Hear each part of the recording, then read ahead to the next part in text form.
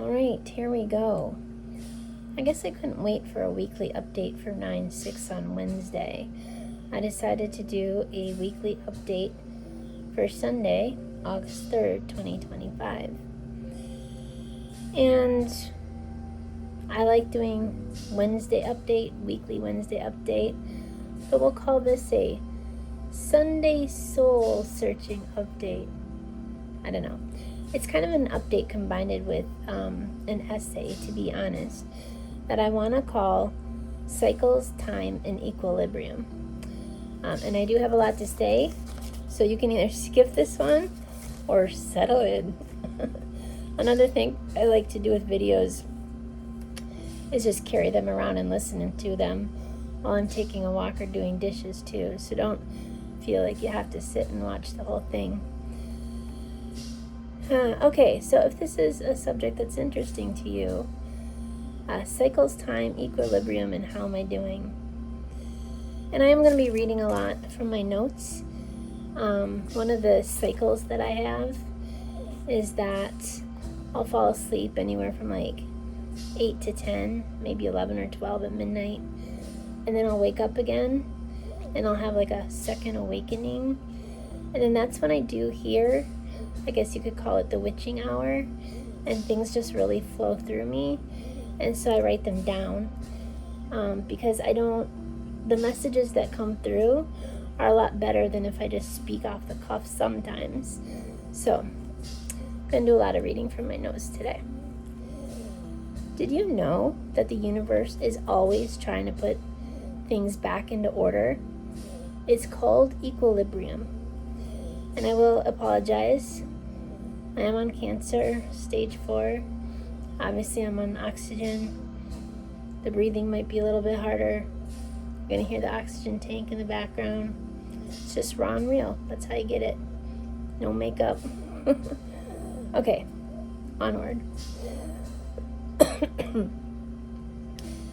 Did you know that the universe is always trying to put things back into equilibrium? A state of balance between two opposing forces. And yet, two things happen when you find yourself in equilibrium. I've always said that we live in the juxtaposition where two seemingly opposite things can actually coexist at the same time without clashing, which is something that our human mind can't really understand. I think there are some social media things out there that are trying to get to that concept. Like, you can have two different feelings inside of you. You can be frustrated, but then also proud, So these two things can actually coexist at the same time. Equilibrium. Two pieces of a puzzle coming together, the yin, the yang. And here's what's really interesting. When I discovered this a couple months ago, because I have done another video on equilibrium, when it finally occurs, this stopping, this exchange, this tug of war, that's when a living organism begins to die. Think about it. We always talk about how people should be balanced, right? But if one actually achieves balance, they might also start achieving death. I think that's what's happening to me. I'm the type of person who I finally made peace with my demons, my regrets, and I fully accept all of myself, the good, the bad, the indifferent. And I finally experienced how life is supposed to be. It's supposed to be peaceful. It's supposed to be loving. It's supposed to be forgiving. It's supposed to be a little bit more stable. And so, when people reach this state, I believe that their vibrational state on the inside just doesn't match the outside state that's going on anymore.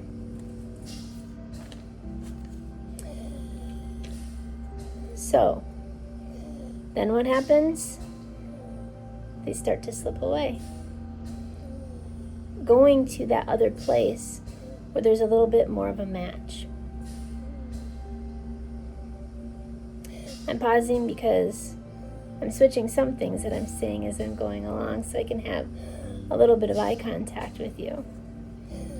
Okay, and while I have really reached peace, forgiveness, unconditional love, for the most part, I am not perfect. Oh no. Ask anyone who's lived with me for all my life. I'm still learning. What am I learning at this stage? Well, I'm still learning to surrender, to give up the normals of here, this physical life, which is really hard. Because there's a lot of really cool things here.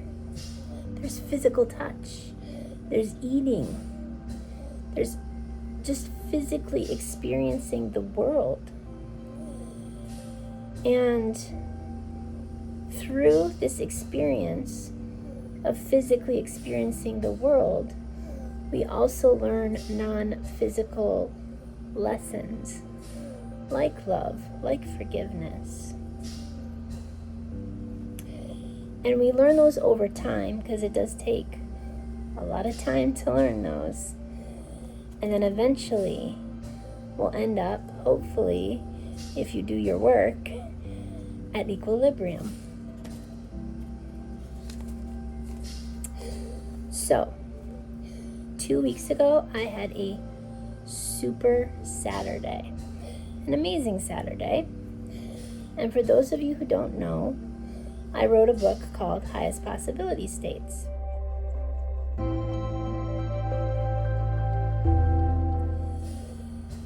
So, one of the things that I did with Highest Possibility States, and I created a super simple representation of a graph that's in this book. But if you go to highestpossibilitystates.com, I didn't mean this to be a book promotion, by the way. You can order the book if you want, but there's also free resources. So you can get the matrix and you can get the questionnaires for free. So you don't even have to order the book if you don't want to. But what I'm talking about is I made this really simple matrix chart, I guess you could say. And it's funny because I'm not a math person. So what I found out in life is, there's positives, there's negatives, right? And in this simple graph, if you're positive, you're in an amazing space, right? Like I was 2 weeks ago. There is something that I call positive negative, where you're moving back in time, but it's positive. To me, that's more like remembering all the good times that you had in your life, and I call that nostalgia. But then you go below the line, right? There's negative, and that's where we're probably experiencing a lot of trauma, fear, things like that. And then I call it negative positive, where we're experiencing something like frustration because maybe we're working on a project or something and it's a lot of hard work, but in the end it will be worth it. So one of the things that I've tried to do in my lifetime is we're always moving around this matrix. We're always in disequilibrium. And here's my waves, and I try to stay above the positive line as much as possible, but I also try to do more smooth sailing, like I'm in a canoe, rather than in a jet boat or maybe more like a pontoon, because I found if I do that, I don't experience the high highs and the low lows. I experience more just that peaceful, easy feeling, as the Eagles would say.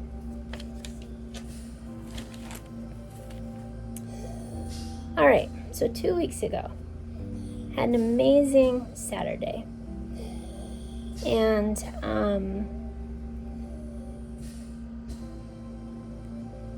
okay, talked about the canoe. See, I'm still reading here. And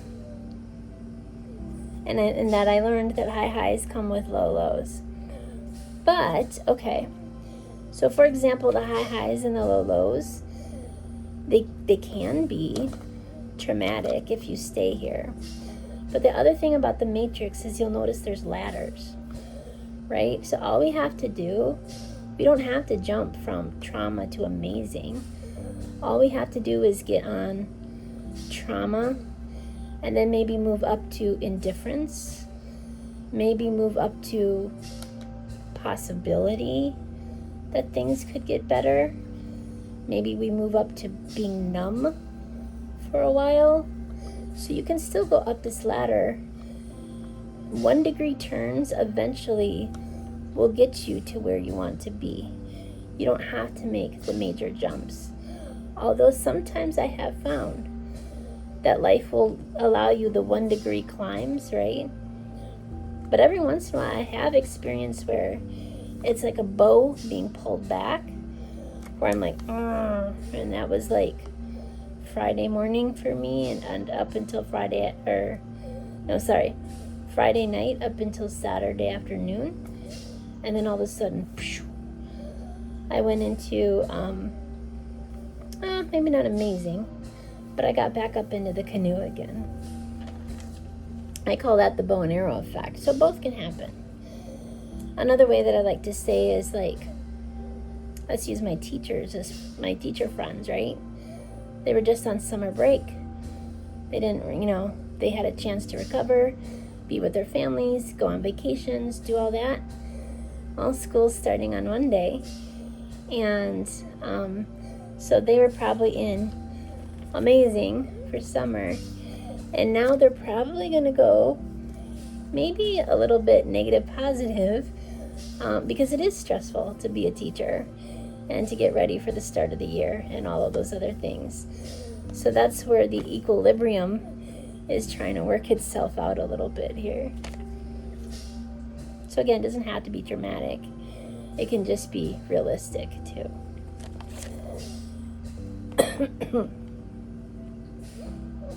All right. Talked about my teacher friends. Okay. So 2 weeks ago, I had a high, and then Friday was a low. Well, Friday evening until Saturday, like 12 hours. But it was my fault because I didn't surrender. I wanted to keep the old normal versus the new normal. I don't want to stop traditions that I'm used to, but I have to, like eating with other people. Almost every food now makes me sick, and I can't eat it. So basically, I think I've told people I don't eat in the morning. I do medical things. I'll eat most of the time 4 ounces of applesauce. If I'm not hungry, 2. If I'm really hungry, 8. That's my breakfast. And then I get hungry again around 2 or 3, maybe 4 or 5. Let's say 3 to 5, somewhere in there. And I'll have like a little bowl of chicken soup or soup. Maybe a little shot of milk, like 3 ounces. Maybe a couple crackers with it, like 2 to 4. And that's it. And then I really, really shouldn't eat the rest of the day. Otherwise, I suffer. So it was my fault. I overate. Because again, we have these traditions, right? To share food is to share love. And it's hard to let go of that. So a lot of times I've heard from the universe that fighting equals suffering and surrendering equals peace. And I have found that to be so true. When I accept my new normal, not really eating much, not even really moving much. I mean, there's part of me that really does want to, if I can just stand and rebuild my muscles, I can last longer, and some of that's true. But when it comes to cancer, it's almost like it doesn't matter. I'm still amazed at what I was able to do just 1 year ago, and the energy that the cancer took from me and my muscle mass. I'm just literally withering away, and it doesn't matter how much I try to stand or move around. Sometimes that causes me more pain, more suffering. So then I need more medication, and then it just starts that snowball. All right.